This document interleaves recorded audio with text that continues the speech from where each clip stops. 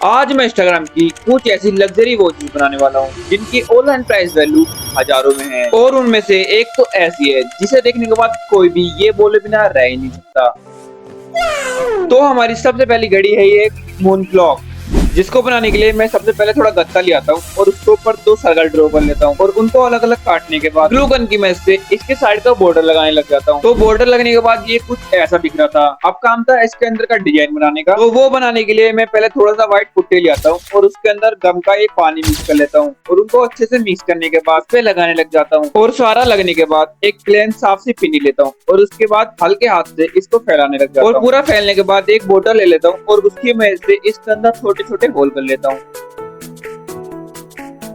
और गड्ढा पूरा बनने के बाद अपनी उंगली की मदद से इसके चारों तरफ एक डिजाइन बनाने लग जाता हूँ जिससे इसकी चारों तरफ की लाइन थोड़ी और भी अच्छे से दिखे। और फिर एक ब्रश की मदद से इसकी जो प्लेन सरफेस है उसको थोड़ा ऊबड़ खाबड़ कर देता हूँ जिससे इसके अंदर थोड़ा लुक और भी अच्छे से दिखे। और पूरा बनने के बाद ये अभी कुछ ऐसा दिख रहा था और हमारे घर के बाद बहुत बारिश पड़ रहा था तो मैं इसको घर के अंदर ही पंखे की हवा में सूखने के लिए रख देता हूँ। और पूरी रात हवा में सूखने के बाद ये सूख तो अच्छे से गया था तो फिर मैं अपना कलर का डब्बा लेकर आता हूँ और उसके अंदर से ये व्हाइट वाला और ये ब्लैक वाला कलर ले लेता हूँ और उन दोनों को अच्छे से मिक्स करने के बाद गड्ढों के चारों तरफ एक लाइन ड्रॉ करने लग जाता हूँ जिससे इसकी जो आकृति है वो और भी उभर के आए। और सारे गड्ढों के चारों तरफ कलर लगने के बाद ये कुछ अभी ऐसा दिख रहा था तो मैं फिर इसके चारों तरफ ये वाला फ्रेम लगा देता हूँ और फिर दोबारा ग्लू गन की मदद से इसके चारों तरफ ये वाली गोल लाइट लगा देता हूँ। और फ्रेम और लाइट लगाने के बाद ये अभी कुछ ऐसा बन गया था तो मैं स्प्रे की मदद से इसके ऊपर ये ब्लैक पेंट करने लग जाता हूँ और पेंट होने के बाद ये ऐसा दिख रहा था और लाइट जलाने के बाद कुछ ऐसा।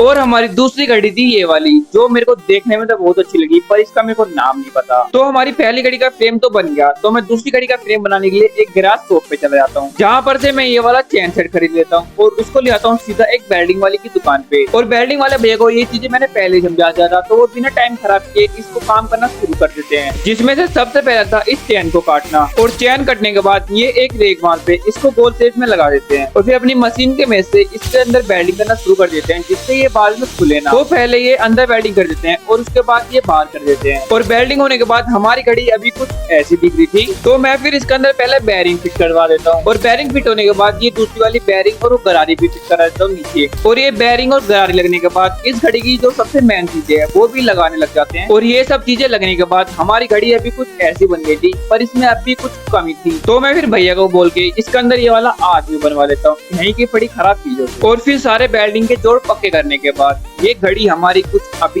ऐसी दिख रही थी।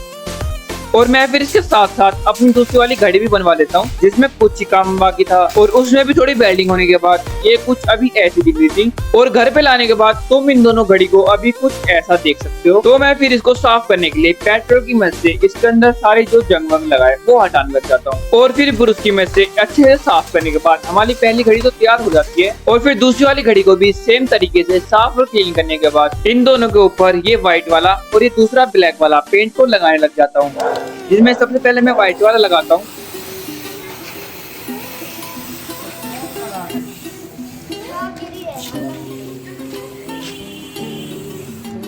और फिर दूसरी वाली घड़ी पे भी सेम। तो क्या हो गया? और व्हाइट पेंट पूरा होने के बाद इसके ऊपर ब्लैक पेंट भी कर देता हूँ जिससे इसके अंदर की जो शाइनिंग है वो थोड़ी और ऊपर के आए। और पेंट पूरा होने के बाद इसको मैं सीधा एक घड़ी की दुकान पे लेके आ जाता हूँ जहाँ पे अंकल इसके हिसाब से एक अच्छी सी घड़ी निकाल देते हैं। और मैं ये दोनों घड़ियां यानी घड़ी की मशीनों को ले लेता हूँ और फिर थोड़ा व्हाइट नर की में से अपने हाथ से इसके अंदर ये नंबर्स को लिखने लग जाता हूँ। और फिर नंबर्स को लिखने के बाद लास्ट काम के लिए मैं एक लकड़ी वाले की दुकान पे आ जाता हूँ क्योंकि मेरे को पहली वाली घड़ी के लिए एक स्टैंड भी बनाना था। फिर भैया इसको बराबर काटने के बाद छोटी वाली छेरी की मदद से इसके अंदर जोड़ देते हैं और ये पूरा फाइनल होने के बाद कुछ ऐसा दिख रहा था। और इसके ऊपर घड़ी टांगने के बाद हमारा फाइनल लुक कुछ ऐसा। और फिर मैंने अपनी दूसरी वाली घड़ी को अपने घर में टांग दिया था और तुम गौर से देख सकते हो ये अभी चल रही है। और आप लोगों को इन तीनों में से सबसे ज्यादा अच्छी घड़ी कौन सी लगी मेरे को कमेंट करके जरूर बताना। और अगर आप में से किसी को भी ये घड़ी बनवानी है तो मेरे पास बस ये चेन सेट लेकर जाना, मैं इसको फ्री में बनवा दूंगा। तो फिर जब तक के लिए बाय बाय, अब मिलते हैं सच्ची और भी नेक्स्ट वीडियो में।